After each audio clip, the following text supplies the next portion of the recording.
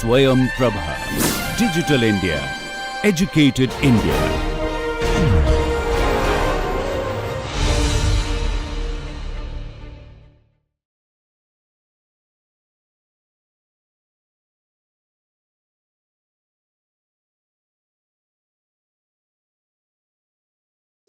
So what we have done till in the first half is that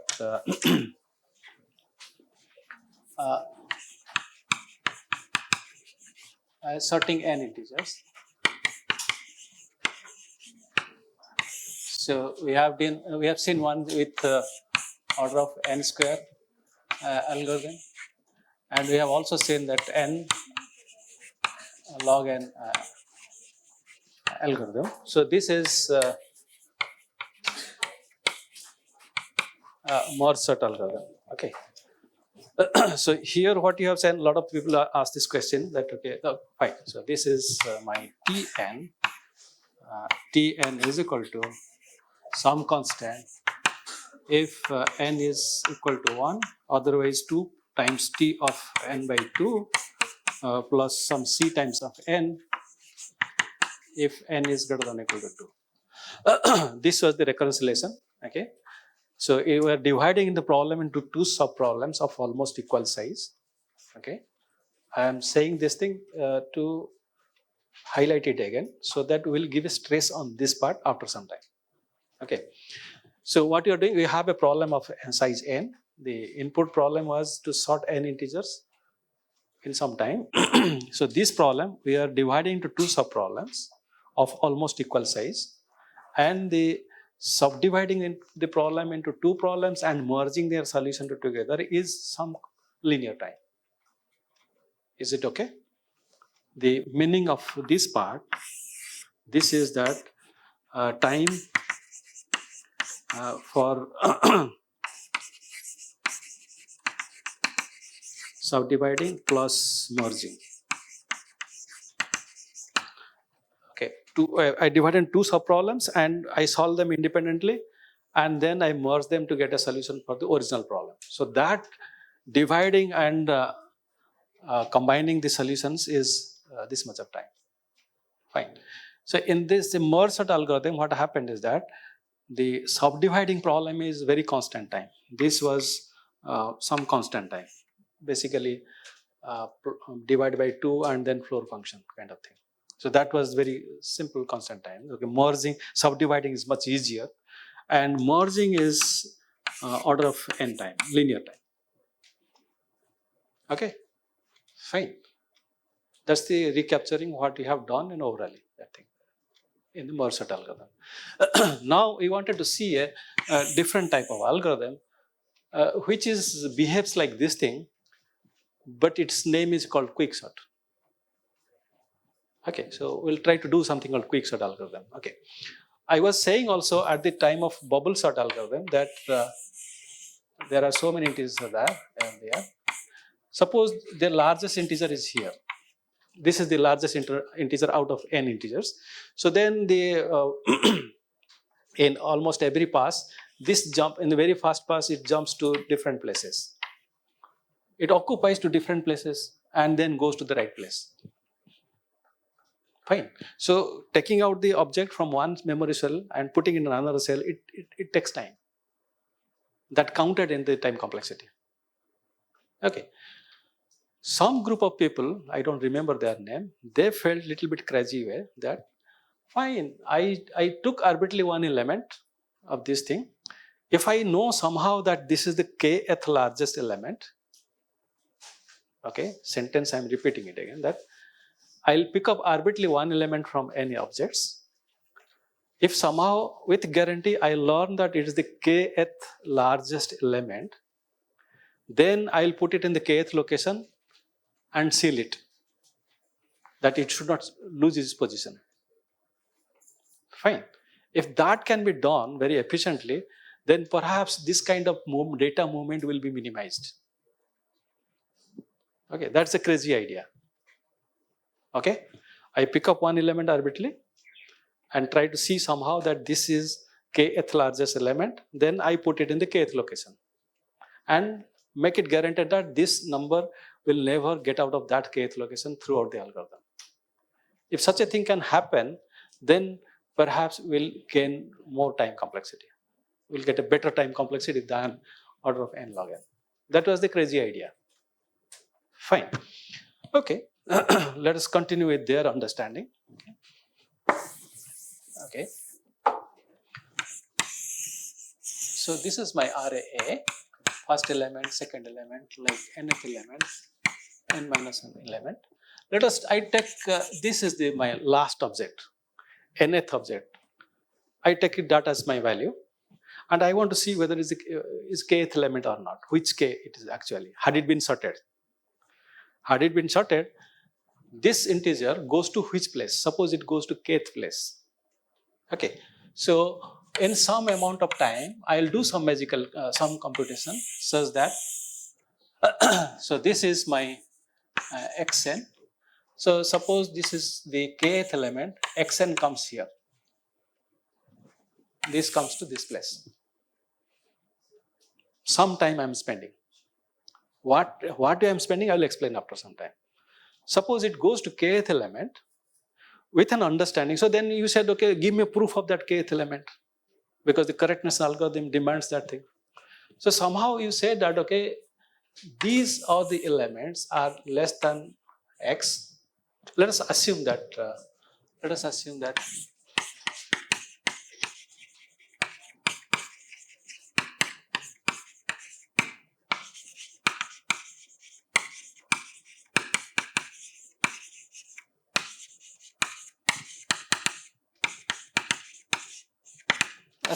they are all distinct integers.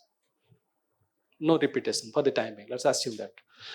So everything is less than or equal to strictly less than x, and everything here is strictly greater than x. Suppose I am spending some amount of time here from this configuration to this configuration, such that this element goes to its correct location.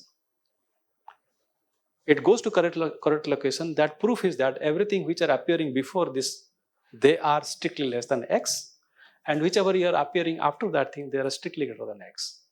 So that is the proof that it has gone to the correct position. Okay? This is some kind of magical computation. We will explore that part. If such a thing happens, then my configuration of the array locations are having this property. Once I have this property, then what is happening that way? I'll imagine as if this is a big wall, okay? Nothing will go to other side, nothing from here will come to this side. Because if any element goes to other side, then it's disturbing the ordering. Everything here, if it comes to this side, this is also disturbing the ordering. It is not going for the proper ordering. Fine. Because of this thing, because of this proof or this configuration property, I can imagine this thing as an individual problem of sorting these many integers. Okay? And I can use that this is another sub-problem of sorting an integer. So suppose it has n1 elements, this has n2 elements. Then this n1 elements I can think of as a smaller size problem. Obviously, n1 is strictly less than n, this is strictly less than n, because one element is already here. Fine. So you can say that this is less than or equal to minus 1. Okay? So this is a small, yes sir. Sir, at the beginning from the A array, sir, like the xn is already it's the largest. No. This is not sorted. Sir, yes sir, but like how do you guarantee that that is the case? We'll come to that thing. We'll do that thing. Assume that such a thing exists and it does efficiently, then how does the problem looks like? That's the thing. Okay. So this is becoming a new problem of sorting n minus 1, at most n minus 1 integers. So I started with a problem of size n. I'm getting into two sub-problems. Each one is strictly of size of strictly less than n. These are two strictly smaller size problems. If I can sort it here, if I can sort it here independently, then the entire thing is getting sorted. Is it okay? Fine. So now let us look at how do I do this part. What is this algorithm? Okay. Sorry? No, I have not said that thing. Okay. What is this algorithm is? So this is something called partition algorithm. Okay.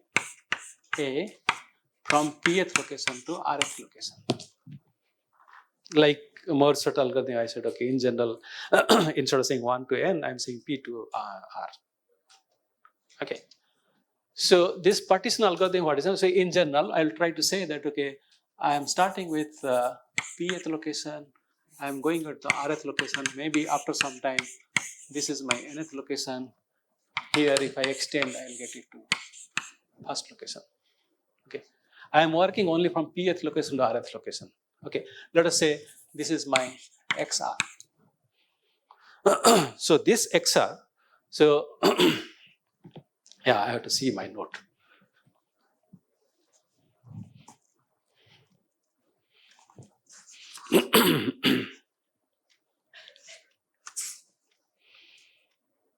Okay. Fine. So what I'm trying to do is I'm setting my x is equal to a of r. Okay. I picked the last element of my sub problem. Okay. So this is called the x is called pivot value. Okay. With respect to the pivot value x, I am trying to do something. Okay. What I'm trying to do, I set my I is equal to p minus 1 for some technical reason. For j is equal to p to r minus 1, do something like this way, that if aj is less than x, because I assume they are all distinct, if this is less than j, then you set I is equal to I plus 1 and then swap.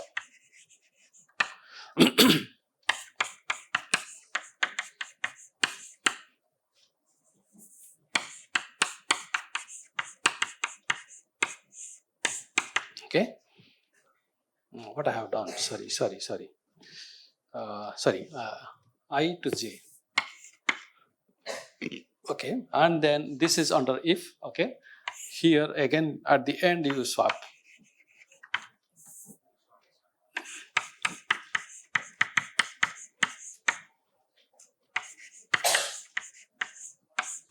And then you return.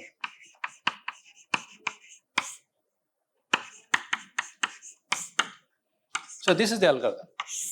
Okay, it returns a value called maybe it returns a value called p. Q. Okay, fine. It's a bit complicated algorithm. Very simple algorithm. It's a bit complicated. Okay, you cannot guess it what is really happening if I don't give an example for that thing. Okay. So what it does is like this way. So I have started from pth location to rth location. This is my x value. Fine. So if I stop this algorithm, this for loop at certain point of time, forcefully, then what happens? That I'll explain, then it will be, you'll be able to understand what is really happening. So suppose, so now this is saying that I is equal to p minus 1. So this is, I is located to that thing. It is pointing to the location previous to that thing. Okay. And this j is going from p to r minus 1th location. This this j is running from here, it can go up to r minus 1. Fine. Suppose I stop it for j some value, okay, I stop it there.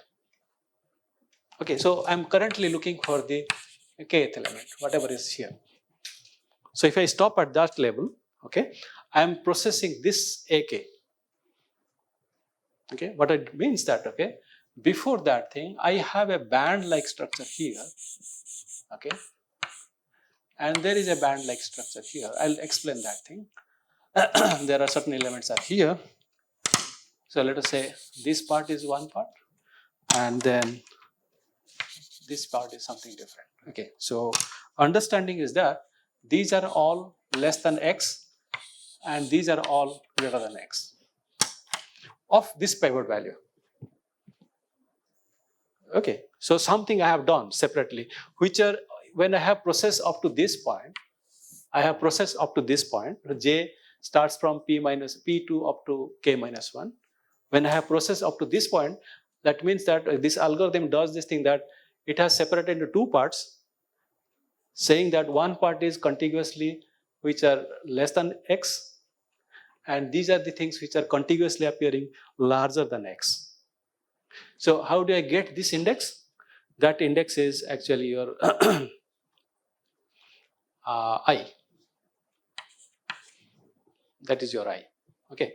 So pth location to ith location, everything is maintained as strictly less than x, and I plus 1th location to k minus 1th location, they are all strictly greater than x. Okay. Now you have picked up the kth element, j is equal to k. Now you try to see whether this element, if it is bigger than x, if this fellow, so let us say this is equal to 100 and this is 110. Suppose this is my pivot value is 100 and this value is 110. Then what happens that all these things are bigger than 100 and this is also bigger than 100. So it should stay in this same contiguous location. Okay, so in that case, what you are trying to do is that we extend it up to this point, and then I start with working this thing. Okay, so other case, the other case in the same picture I'm trying to do, that is the pth location, and somewhere I is here. That means all these things are less than x. Then I have k minus 1, k minus 1. Then I have kth location. Here is my x. So all these things are greater than x. Okay, they are appearing consecutively. I said this is equal to 100, and suppose this is 90.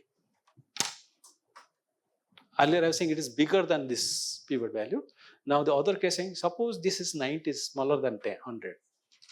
So all these things are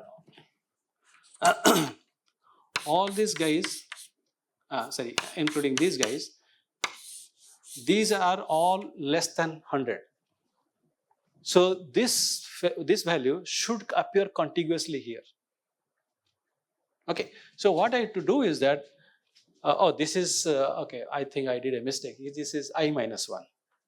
Up to I minus 1, this is I minus 1. So this fellow is a little bit bigger. This is larger than 100. Because all these things are larger than 100. Okay, so this is larger than 100. This is the ith element. Okay, so so this guy should appear consecutively to next object here. How can I do it? I'll just interchange these two things, swap these two things. That I am doing, swapping this thing. So if I swap this thing, suppose this was 101. So if I swap these two things, 90 will come to here and 101 will come to here. So all these things earlier they were less than x. Now it is extended to a little bit more. All are less than x, and all these things are now bigger than x. Okay, so this is extended. This guy is extended up to this point, and this is like this way. So you go on processing like this thing. Okay, at the end and the last moment where you have I plus 1 swap with the last element, this is x, and this goes to the I plus 1th entry, then you know that, okay, the correct position of the pivot value is I plus 1. Okay.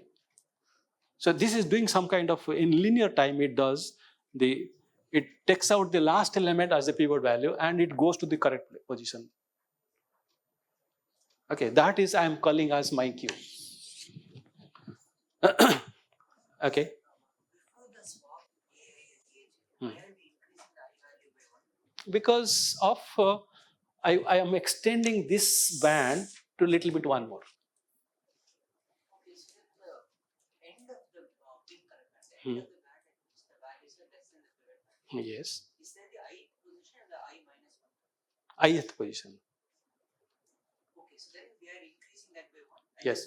Yes. Fine. So when you come up to this point, j is equal to r minus 1, by that time, these elements, entire things are swapped into. So at the end, what happens when you have j is equal to r minus 1, this, once you come out of the for loop, r minus 1, you process this thing, came out from that thing, your RA looks like this way. You have a band like this thing. This is here x. Everything here is less than x. Everything here is bigger than x. And this is my ith location. This is the ith location. So everything here is less than x. Everything is bigger than x. So the x position should come here. So this is the right place for x. And what else? But this is actually something is bigger here. So I have to swap these two things. So I am swapping these two things at the end. So this says that this is the swapping thing. This is swap. So that's basically the x has gone to the correct position. And I am returning that value as my q. Fine. So this is the magical partition algorithm. It's done. That okay, it is separated in two parts and put the pivot value in the right place. It does in linear time. Because there is a this is constant time, this is constant time. This is the for loop goes in forward direction only. And then each time we are doing swapping, something swapping. So this takes order of n time, where n is the number of vertices, number of objects from pth location to rth location. Yes. So is the region shaded pink? Is that are those elements like sorted already? Or Not sorted, not sorted. They are all appearing contiguously, but they are less than x. They need not be sorted. so how do we sort those elements? We'll come to that thing. Fine. That's a nice observation. I'm saying that this part of integers at the end that you are getting with this band, and then you have this band after having x here. Okay, so excluding this part. So these things are all bigger than x, need not be sorted. These are all smaller than x, they need not be sorted. You need to sort it. You need to sort it. Okay. So this takes a linear time, where n is the number of objects from pth location to rth location.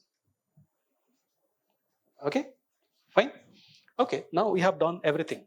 Okay, so I'll erase this thing. So my algorithm looks like this way. That is, okay, I should write it here. Quick sort algorithm A from pth location to rth location. I'm sorting for them. Okay, so I'm writing a recursive algorithm because it's divided into two sub problems. Individual problem I can take care of as a sorting problem of smaller size. This is smaller size. I can do recursive thing. Okay, so because of recursion, I have to give stress on the termination criteria. That my recursion should stop at some point, and that I have to define, like merge sort algorithm. Same thing will come here. That if p is less than r,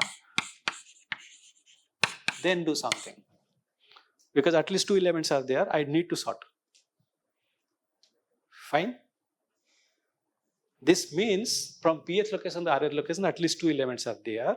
So sorting is necessary. Singleton, no need to sort. So this is the termination criteria. Okay. So within that thing, what I'm trying to do, my q is equal to partition A, pth location to rth location. I run this partition algorithm here. At least two elements are there. I'm taking the last element, the rth element as my pivot value. With respect to that pivot value, I subdivide in two sub-problems by calling this partition algorithm. And I know q means the rth location has gone to the qth location. And that's the right place. Okay, so let us draw the picture. Pth location, this is rth location. I am running this partition algorithm. Then what is the contribution of structure of this thing? This is Q and this is R. X was here, X come to here, this location. X has gone to its correct location. Since X will not change anything, it has gone to correct location, I will not think about shifting this X to anywhere else. Okay? If X shifts from this location, then it is crumbling something. It is going in a bad scenario. Since I have a proof that everything here is less than X, everything here is greater than X, because this algorithm does that job. So X has gone to the correct position, I'll never change it. Fine? But I don't know, I have no control over the fact that how many elements are here. Also, I have no control over this thing, how many elements are here. That is clear because of this algorithm doesn't say anything about that thing.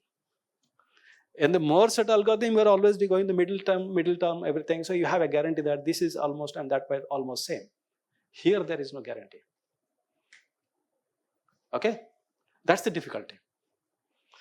So that's why I was writing that it has n1 elements, it has n2 elements. Okay? n1 can be 0, n2 can be 0. Can you visualize that thing? Suppose this sorted, it is sorted array. Already the input is in a sorted array. Smallest here, next larger, largest is here. And you are taking the pivot element here. So when you do like this thing, partition algorithm, it does something. At the end, it remains same thing. So my n2 becomes 0. My n1 becomes n minus 1. So there is a danger that some part can be 0. But n1 is strictly less than n, n2 is strictly less than n. So my recursion can go through. Because my subproblems are not larger subproblems. Okay? Fine? I got the correct position of the rth element has gone to right place. So I have to treat this subproblem as my new problem recursively. So I am calling that thing, okay? A from pth location to q minus 1 location. And again A from q plus 1th to rth location. That's my algorithm. I have taken from P to Q minus 1 and Q plus 1 to R. So I am not disturbing the element X to move away from that thing. I am not allowing that thing. Okay? So the philosophy of saying that you pick up one element and keep in the right place is preserved in linear time. Fine? Okay? That's a new idea. You pick up one element, particularly the last element, and keep it in the right place, and you don't shift that integer to anywhere else. It divides into two subproblems. Do it recursively. So this is first half up to q minus 1. This is second half q plus 1 to r. Fine? Is it okay? That's the algorithm. Algorithm is over. Fine. Okay. Now look at the time complexity. As usual, I have to say that my Tn is the function for worst case time complexity for sorting n integer by this algorithm. Okay. So this Tn, but this is a recursive algorithm, so I should have a recurrence relation here. So this recurrence is okay, some constant if n is equal to 1. If only one elements are there, I don't need to sort, but I have to decide. I have to check that it has only one element. So it's some amount of time spent for that thing. Okay, if n is more than 1, what it happens is, okay, Tn is equal to T of n1 plus T of n2 plus Cn. This is Cn linear time, that partition algorithm. This partition algorithm takes linear amount of time. So that is added here. Merging time is 0. because merging time is 0, because anyway, if I sorted it here, and if it's sorted individually, then entire thing is sorted. I don't need to think about how to merge it. That is given free. Okay, so this Cn is meant for only how to subdivide in two subproblems. Merging is not required. Okay, so this happens if n is greater than or equal to 2. So this is my reconciliation. Now question comes, how to solve it? In case of merged algorithm, then the beauty was there, both are equal.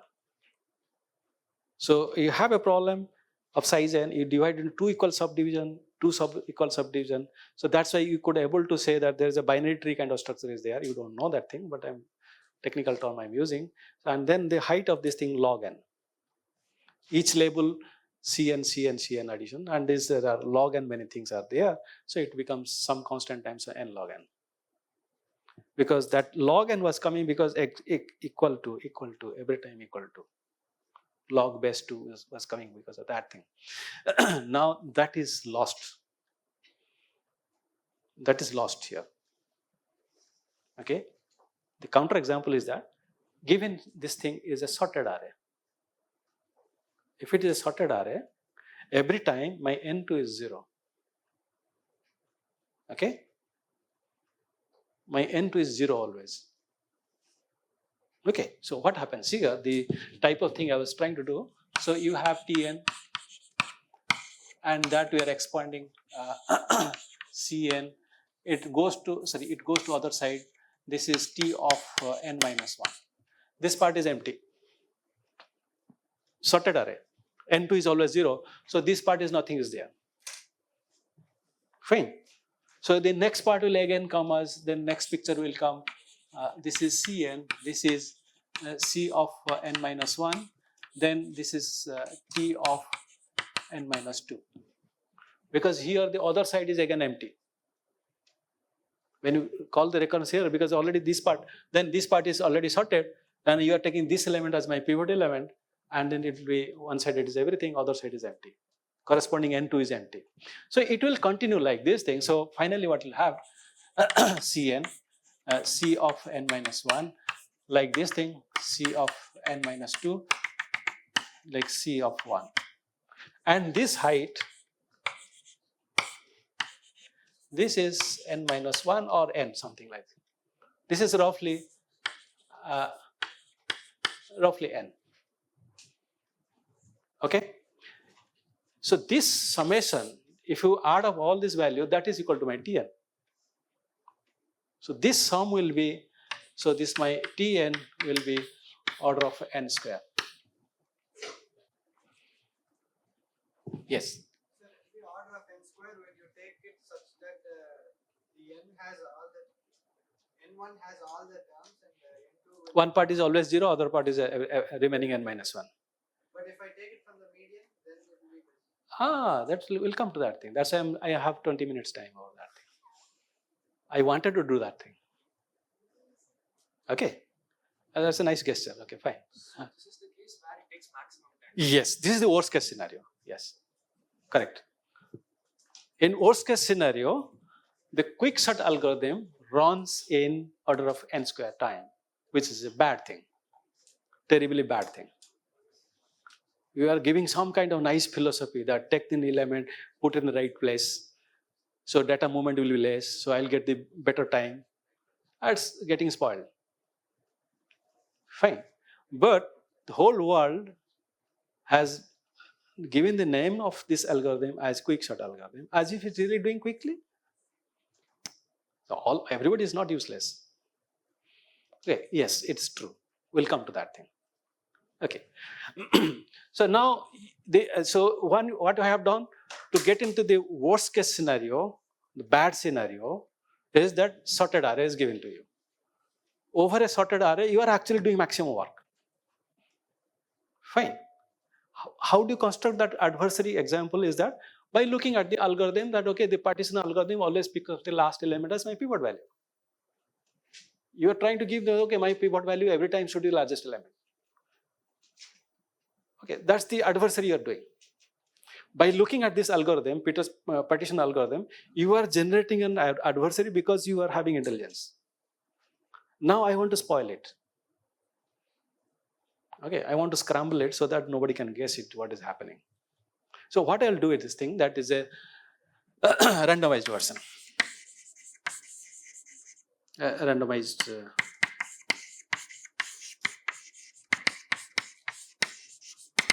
This algorithm I'll try to do.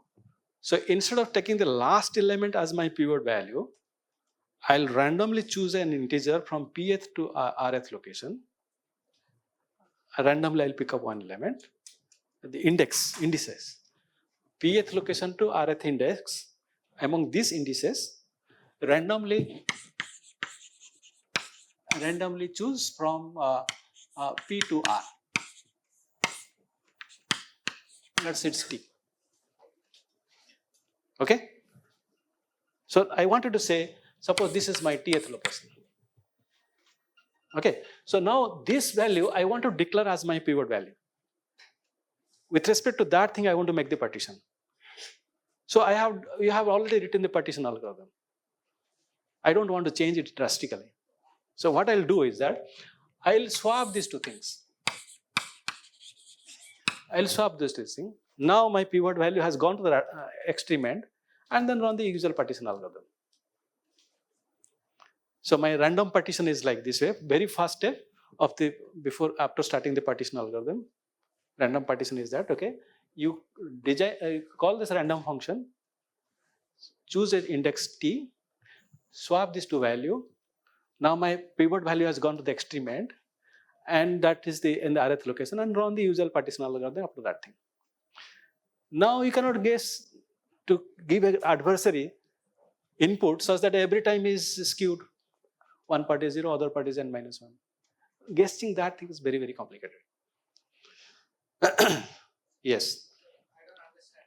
So we are taking the pivot element by looking for an element that is lesser than in part. No. You randomly choose one, randomly select an index here from. So let it be t. So you have AT here. This is AR. You swap them. But what change does this make, sir? It makes the sense that, okay, that you cannot guess a priori that for this input, your algorithm is like this way. So I'll give an input such that every part n1 is 0 or n2 is 0. So you're saying the probability that it's the smallest term will change. Sorry? No, I'm not. I'm encouraging you to pronounce something. Yes, I'm giving time for you to. I think Yes, fine. Okay. So now with this random partition algorithm, I can run the random quickshot algorithm. Now it becomes difficult to give an adversary input particular way such that every time one part is 0, other part is entirely n minus 1 in every recursion level. Guessing that thing to give an input, it's not so easy. But such a thing exists. then why are we doing the change random? Sorry? Why are we random? Is to say that this n1 and this n2 should be positive always with some kind of But sir, the probability of the last element being greatest or the nadu element being greatest is the same. we cannot guess it a priori. The probability is same. That is fine, but I cannot guess it a priori. Where is the largest element? If the probability is the same, then what is the point of swapping? Because also randomizing what you're selecting. What Yes. you're selecting could be. How is this possible? I'll come to that. I'm coming to that point. Okay. So fine. If you are not so comfortable with what the random thing is going on, okay, I'm eating up something right now, saying that when you run this randomized algorithm, okay, and if you for this the average case time complexity, on an average, the time complexity will be order of Tn will be order of n log n. I don't have time to explain that thing. Okay, then I have to do expectation, all this thing I have to do. Okay, fine. I don't want to do that thing. Average case, on an average, this randomized algorithm will take this much of time. Okay, fine. Now you people are always having the feeling that, okay, why randomness is coming? How is this thing? Can I not do it without randomization? Yeah, that is debatable. Okay, so what I'll do is that, okay, instead of doing randomization, okay, can I always pick up the middle element? Had it been sorted? Median. Had it been sorted, if in linear time I can pick up the median element, okay, why linear time? Because this linear time, this thing was always reflected here, and you are adding it up. And your intention is that instead of the height is this number of labels is around n, that you wanted to cut it down to order of log n. Okay, if you want to cut it down this height around log n, and every time cn, then you'll get it in worst case n log n. That's the whole idea. And the Morsat thing, we have seen that thing. But in the usual quicksort, the worst case scenario says that, okay, I cannot maintain this order of log n. But then cn linear times are there. Okay. Now what I'm saying that, okay, you find the median element in linear time, if it is possible, then every time it is subdivided into two equal parts. N1 and N2 are almost same. Fine. I have given n elements. If I can find the n by 2th element in linear time, then I'll declare this is my pivot value. And with respect to that pivot value, I'll run my quicksort algorithm. So then n1 and n2 will be almost same, with 1 unit difference perhaps, at most.